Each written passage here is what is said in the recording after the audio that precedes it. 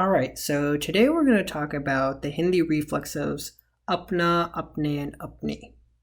We don't see an equivalent to the reflexive in English, so we're going to start off by paying attention to what the reflexive is and when we use it. And then we'll take a look at a few examples that utilize the reflexive. So let's get started. So the reflexive is used in clauses where the subject is referenced multiple times.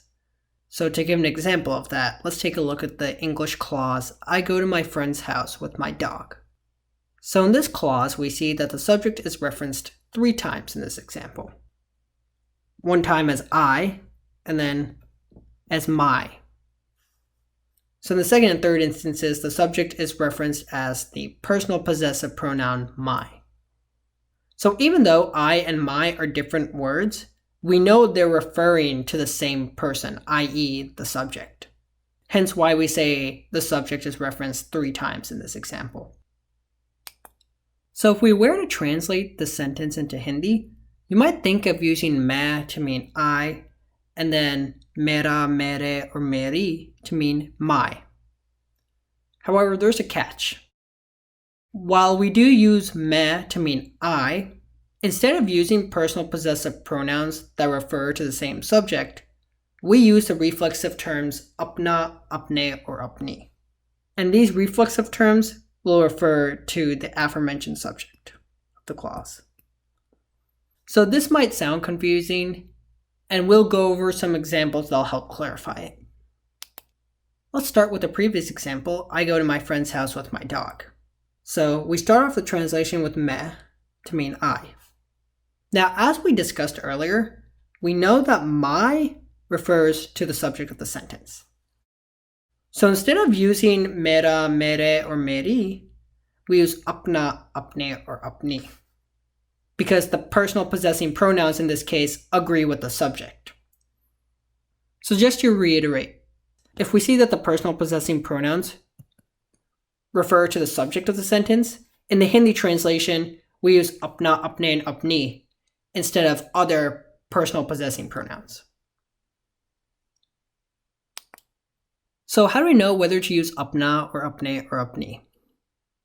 Well, the difference is rather simple. Apna, apne, and apni are all possessive pronouns. They're just reflexive possessive pronouns. So if the thing being possessed is masculine singular, we'd use apna. If the thing being possessed is masculine plural, or if the thing being possessed is masculine and in the oblique case, we used apne. And then if the thing being possessed is feminine, regardless of whether it's singular or plural, we use apni. So this is really similar to, say, how we use mera for masculine singular nouns, mere for masculine plural nouns, or masculine nouns in the oblique case, and meri for feminine nouns. So revisiting back to the example, I go to my friend's house with my dog. This explains why we use apne instead of apna or apni. So in the English translation, we see that the thing being possessed by the first my is friend, and the thing being possessed by the second my is dog. In the Hindi translation, that would be dost and kutte. And both of these words, dost and kutte, are in the oblique case. In fact, both of them are immediately followed by ke. So that's how we know they're in the oblique case. Since both of these words are also masculine nouns, dost is assumed to be a masculine noun, and they're in the oblique case, we use apne instead of apni or apna. If it were a female friend, we'd use apni dost. So let's take a look at the reflexive used in other contexts. Because so far we've only looked at one example, and in that example the subject was main. So let's take a look at this example. He does his work. In this example, we're assuming that his refers to the same person as he. So we're assuming that his refers to the subject of the sentence. So in the Hindi translation, we'd say wo apna kaam karta hai. And it's because the pronoun is referring to the subject of the sentence. So we'd use the reflexive instead of other personal possessive pronouns. We eat with our family.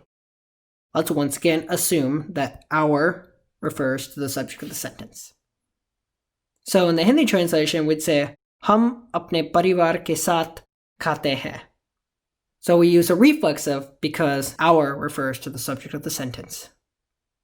So in the Hindi translation, we'd use the reflexive instead of other personal possessive pronouns. In this case, we use apne because parivar, while it's masculine, is in the oblique case. It's immediately followed by ke. She drives her car. Once again, assume that her refers to the subject of the sentence.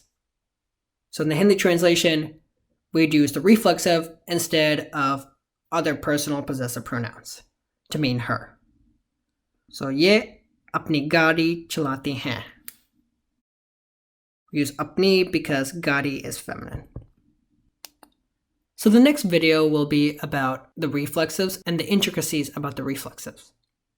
But let's end this video by talking about why the Hindi reflexive is important. The Hindi reflexive provides definity.